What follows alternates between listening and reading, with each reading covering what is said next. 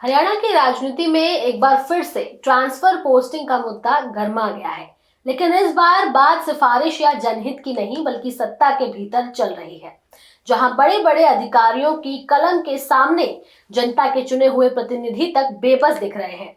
जी हां, 29 जुलाई 2025 को चंडीगढ़ स्थित संत कबीर कुटीर में मुख्यमंत्री नायब सिंह सैनी की अध्यक्षता में भाजपा विधायक दल की बैठक बुलाई गई थी।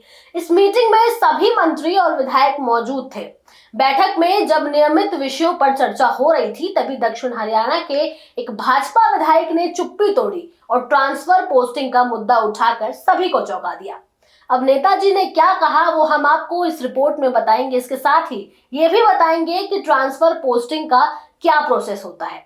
नमस्कार, आप देख रहे हैं न्यूज टाइम। मैं आपके साथ तनु चतुर्वेदी। चलिए इस खबर को विस्तार से समझते हैं। भाजपा विधायक दल की बैठक में एक विधायक ने साफ कहा कि मैं एक सामान्य विधायक हूं, महीनों से सीएमओ के अधिकारियों से कुछ ट्रांसफर की सिफारिश कर रहा हूं, लेकिन कोई सुनवाई नहीं हो रही।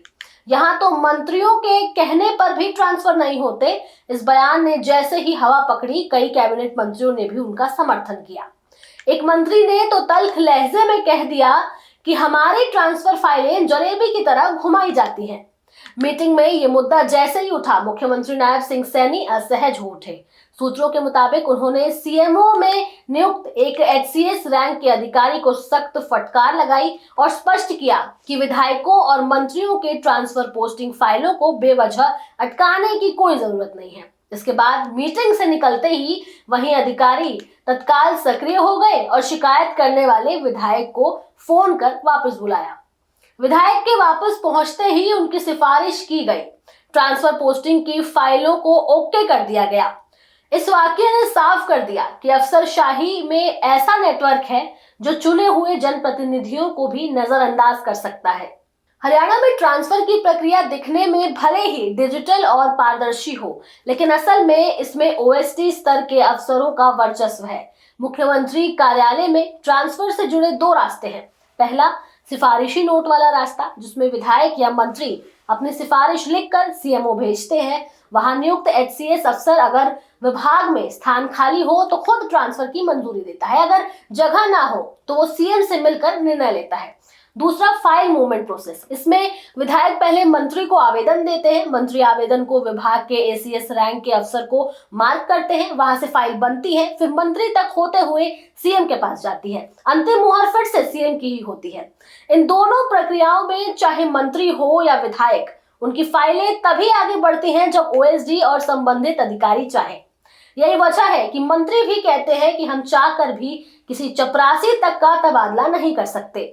हरियाणा में मौजूदा व्यवस्था में मंत्री ट्रांसफर के नाम पर कुछ भी निर्णय नहीं ले सकते, चाहे वो ग्रुप डी के कर्मचारी हो, माली, स्वीपर, चपरासी या कोई क्लर्क। सभी का ट्रांसफर मुख्यमंत्री और उनके कार्यालय के ओएसडी की सहमति से ही होता है। हालात ये है कि जब कोई मंत्री अपने विभाग से जुड़ी ट्रांसफर सूची बनाता है तो वो फाइल भी महीनों तक अफसरों की टेबल पर घूमती रहती है। सूत्रों के मुताबिक सीएमओ में 1500 से ज्यादा ट्रांसफर फाइलें अटकी हुई हैं, जिनमें कैबिनेट मंत्रियों और विधायकों की सिफारिशें भी शामिल हैं। एक मंत्री ने बताया कि उनकी खुद की 200 से अधिक फाइलें लंबित हैं और सीएमओ के अधिकारियों से बार बार कहने के बावजूद कोई सुनवाई नहीं हो रही। बता दें कि जून 2025 में हरियाणा सरकार ने नई ऑनलाइन ट्रांसफर पॉलिसी लागू की थी। सीएम सैनी ने पहले ही स्पष्ट कर दिया था कि अब सभी ट्रांसफर ऑनलाइन होंगे और इसमें कोई मंत्री या विधायक व्यक्तिगत रूप से हस्तक्षेप नहीं कर सकेगा। सीएम का ये तर्क था कि अगर किसी कर्मचारी को ट्रांसफर करना है तो वो ऑनलाइन आवेदन करे। डीसी की अध्यक्षता में कमेटी बनी है, वहीं पर फैसला होगा। लेकिन जमीनी स्तर पर यह नीति भी केवल एक औपचारिक कागज बनकर रह गई। असल में अभी भी सिफारिशें, व्यक्तिगत प्रभाव और सीएमओ की मंजूरी ही ट्रांसफर की गाड़ी को हरी झंडी देती है। पूर्व मुख्यमंत्री मनोहर लाल ने 2019 में अपने दूसरे कार्यकाल की शुरुआत में मंत्रियों को 25 नवंबर से 10 दिसंबर तक ग्रुप बी तक ट्रांसफर की समिति पावर दी थी। लेकिन इसके बाद 2020 से 2024 तक किसी मंत्री को ट्रांसफर संबंधी कोई अधिकार नहीं मिले। अब जब नायब सैनी मुख्यमंत्री बने, उन्होंने भी उसी नीति को आगे बढ़ाया, यानी कि मंत्री और विधायक केवल सिफारिश कर सकते हैं, फैसला सीएमओ और उसके अधिकारियों का होता है। हरियाणा की मौजूदा सत्ता संरचना में ये साफ दिख रहा है कि चुने हुए जनप्रतिनिधि केवल नाम मात्र के अधिकारी हैं। असली ताकत कुछ ओएसडी और एचसीएस स्तर के अधिकारियों के हाथ में केंद्रित है। मंत्रियों की फाइलें जब महीनों तक टेबल पर घूमती रहे, विधायक की बात तब तक न सुनी जाए जब तक सीएम खुद हस्तक्षेप न करे, तो ये लोकतंत्र की एक कमजोर कड़ी बन जाती है। सवाल ये नहीं कि ट्रांसफर पोस्टिंग किसके अधिकार में है, सवाल ये भी है कि क्या एक लोकतांत्रिक व्यवस्था में अफसरशाही इतनी ताकतवर हो सकती है कि वो जनप्रतिनिधियों को ही नजरअंदाज कर दे। बहरहाल अब आप इस सवाल का जवाब आप हमें कमेंट में जरूर दें। हमारे चैनल न्यूज टाइम को सब्सक्राइब करें, लाइक करें और शेयर करना ना भूलें। नमस्कार।